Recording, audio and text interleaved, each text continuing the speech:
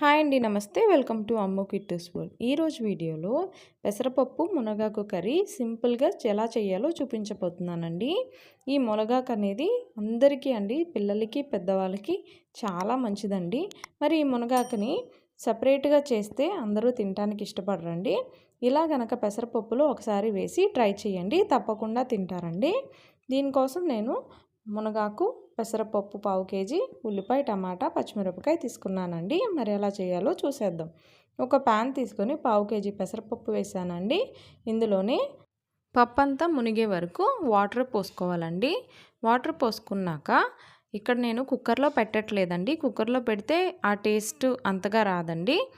ఇప్పుడు ఇందులో ఒక స్పూన్ పసుపు వేసుకొని మూత పెట్టుకోవాలండి. మూత పెట్టుకొని ఒక పొంగు రానివ్వాలండి. పొంగు వచ్చిన తర్వాత మూత తీసి ఇందులో కొంచెం ఆయిల్ వేస్తే పప్పు అన్నది త్వరగా ఉడుకుతుందండి. చూసారా, ఇలా ఉడికిన తర్వాత అంటే ఒక 50% వరకు ఈ పప్పు ఉడికిపోవాలండి.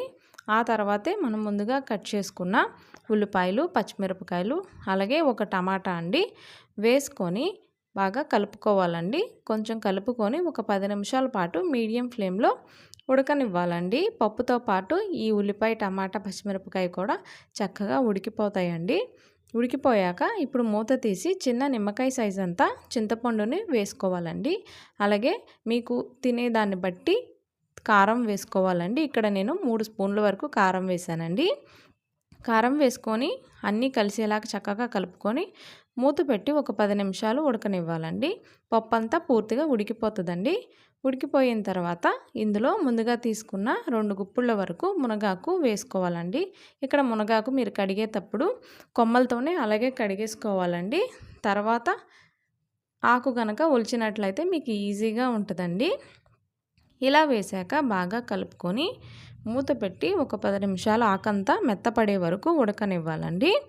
ఉడికిన తర్వాత ఇంకా దింపేసుకొని ఇందులోనే కొంచెం తగినంత ఉప్పు వేసుకొని మ్యాషర్తోని చక్కగా మెదుపుకోవాలండి. ఉడికిపోయింది కాబట్టి త్వరగానే మెదుపుకోవచ్చండి. ఈ పప్పుని తాలింపు వేసుకోవాలండి. ఒక ప్యాన్లోని ఆయిల్ వేసి తాలింపు దినుసులు వేసి కరివేపాకు వేసి వేగాక ఈ పప్పులోకి ట్రాన్స్ఫర్ చేసుకోవాలండి. అంతేనండి, ఎంతో టేస్టీగా అలాగే చాలా ఆరోగ్యకరమైన ఈ పెసరపప్పు మునగాకు కర్రీ రెడీ అయింది. మీరు కూడా ఒకసారి ట్రై చేసి మీకు ఎలా వచ్చిందో కామెంట్ చేయండి. అలాగే ఈ వీడియోని లైక్ చేయండి, షేర్ చేయండి. తప్పకుండా మన ఛానల్ని సబ్స్క్రైబ్ చేసుకోవడం మర్చిపోకండి.